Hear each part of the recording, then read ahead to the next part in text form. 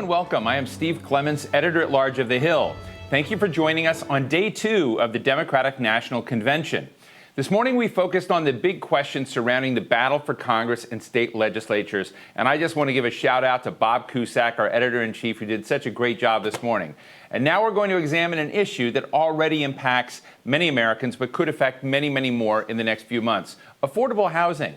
As Americans go to the polls in 2020, many will still be feeling the economic fallout of the COVID crisis. Mass evictions are a looming possibility, and Americans are devoting more and more of their dwindling salaries to monthly housing costs. As these problems persist, affordable housing is a growing concern, one that could be a factor in the elections as well. This afternoon, we're going to look into policy measures that can be put into place to ensure all Americans, especially those who are vulnerable, have access to a safe and affordable home. I'd like to thank our sponsor, Enterprise Community Partners, for their support of today's event. We have a fantastic lineup of speakers to help us get smarter on this topic and to help me get smarter on this topic, including members of Congress, mayors, former housing officials, and advocates. Before we get underway, a few housekeeping notes. You can tweet us at @TheHillEvents using the hashtag #TheHillHousing2020. Sorry for all the letters. We're streaming live and we'll be taking your questions throughout the program. As with any live stream, you could experience occasional trouble with the video. Refreshing the page could and should, in most cases, fix the problem. My first guest today is Congresswoman Suzan DelBene. Representative DelBene is a member of the House Ways and Means Committee. She's a good friend of the Hill. We have talked to her many times. She's championed legislation designed to expand the low-income tax credit and, by extension, increase the number of affordable housing units. She's injected a lot of this stuff in the HEROES Act. Congressman DelBene, so great to see you again. Let me ask, before we get to just affordable housing per se, I want to ask you about the ecosystem in which we're discussing these issues. You know, where we are on inequality as a major issue that people are dealing with, and the financial stress, even before we got to COVID. So I want to ask you just about, you know, how you feel about these times of inequality, and as we grab a piece of this, you know, what do we need to do to not only fix affordable housing, but these kind of broader tensions over inequality in our country? Oh, thanks, Steve, and thanks for having me. It's great to be here. Your point is a critically important one, because we saw incredible inequalities throughout our country prior to the pandemic, and those have been exacerbated during this pandemic. Not only affordable housing, but access to opportunity, education, access to technology like we're using today. I represent a technology hub, and yet one part of my district has great access, another part of my district doesn't even have rural broadband. And when you think about what that means for communities and their ability to get by during this challenging time, we see incredible health disparities. So many of these existed before, but the pandemic has really shined a light on the challenges that so many people in our country face.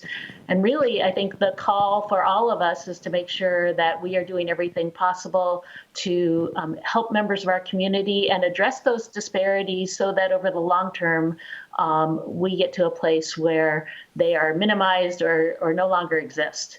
And even before this pandemic, we knew housing was one of those challenges affecting so many members of our community. We have a great question. We've asked our audience to give us questions in advance. We have a great question for you. But before I get to that, I want to ask, last night we saw the opening act of the Democratic National Convention. We know the platform is out there and done now. Where does affordable housing fit on the roster of priorities of Democrats right now? This is a top priority, and it has to be, because people can't get by, have a job, help their children to have a great education if they don't have a safe place to live. And that's even more important during a pandemic. So affordable housing was a top priority before the crisis that we're in now, but even more critical priority given the situation that's happening for families all across this country. Let me ask Kathy. Kathy, ask your question, because your question is better than my question would be. Kathy? Hi, my name's Kathy Alderman, and I'm with the Colorado Coalition for the Homeless. I'd like to know, how are we going to resolve homelessness beyond the COVID-19 crisis? Hundreds of thousands of families are already experiencing homelessness or at risk of becoming homeless because of evictions and loss of wages. How can we invest in long-term solutions to resolve homelessness for the hundreds of thousands of Americans that are experiencing it? Thank you. She put it better than I could. Well, and her point is so critical, and thanks, Kathy, for that question, because we know before the pandemic, we had 11 million households in the United States that were already paying more than half of their income in rent. So there's the homeless population. There's also the folks who were living on the edge, being rent burdened. And now with 1 in 4 Americans filing for unemployment insurance, we know that affordable housing needs are even greater than ever. So one thing we need to do is make sure we have affordable housing available, because the inventory of affordable housing was very low prior to the pandemic. That's why I introduced legislation called the Affordable Housing Credit Improvement Act, really addressing a key tool to help create affordable housing in our country, a tax credit, the low-income housing tax credit. It has lost value over time, made it harder for affordable housing production to projects to increase across our country. And when we talk about affordable housing, remember, we're not just talking about urban areas. There are challenges with availability of affordable housing in rural communities, in our tribal communities.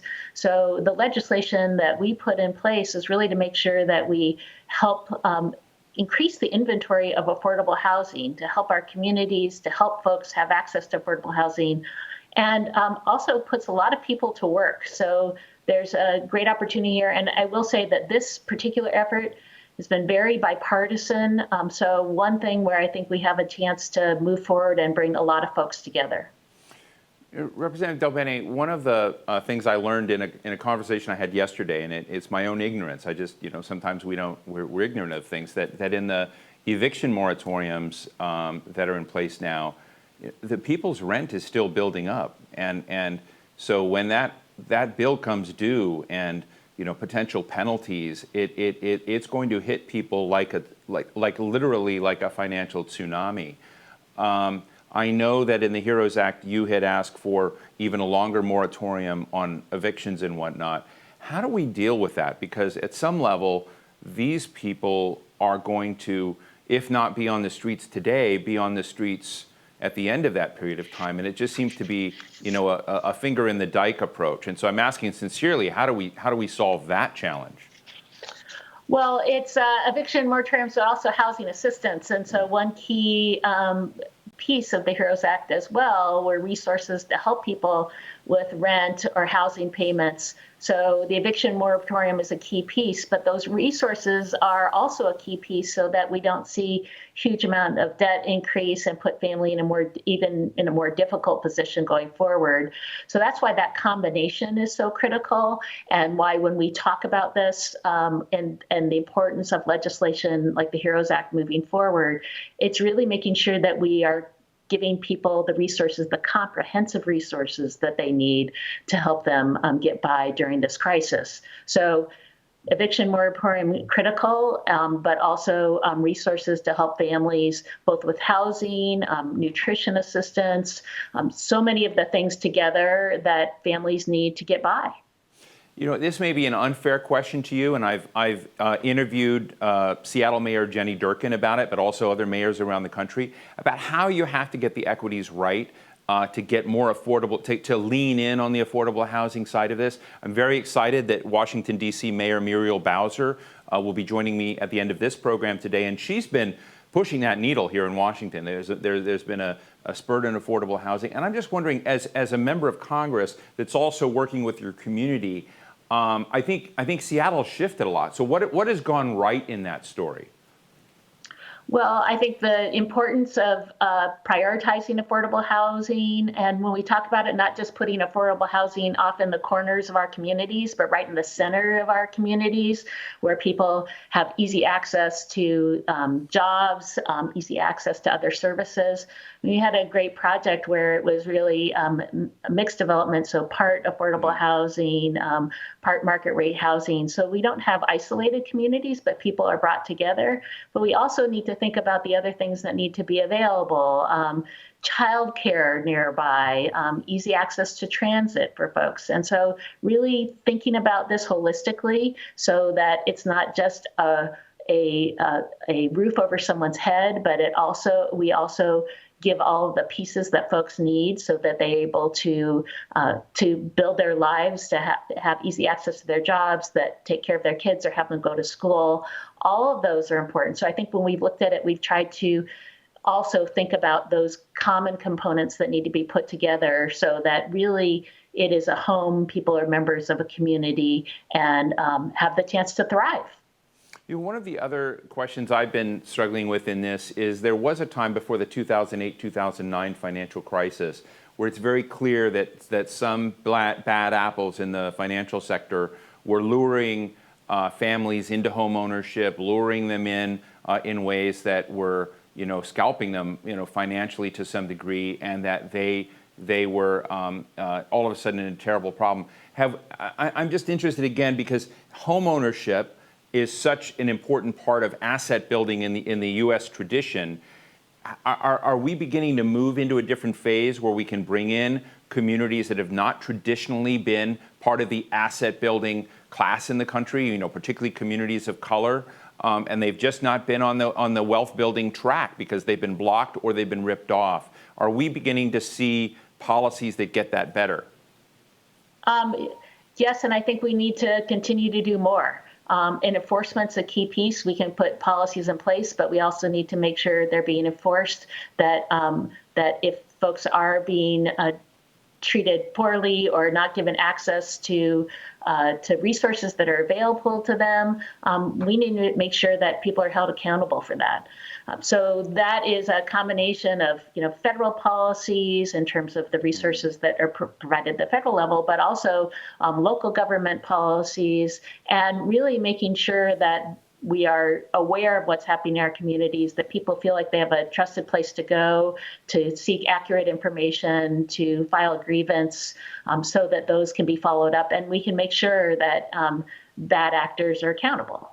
You mentioned a minute ago some bipartisan legislation, and I sort of feel like in this mode where we are with the Democrats with their show and tell of what they have. Next week is the Republicans, but I love hearing about when parties talk to each other across the line, when something is going better, and we haven't focused the spotlight on that. The stories of bipartisan deal making that I know you're involved with. So in the affordable housing story, can you share with us, some of the green sprouts that you would say in terms of bipartisan deals that might be useful in the future?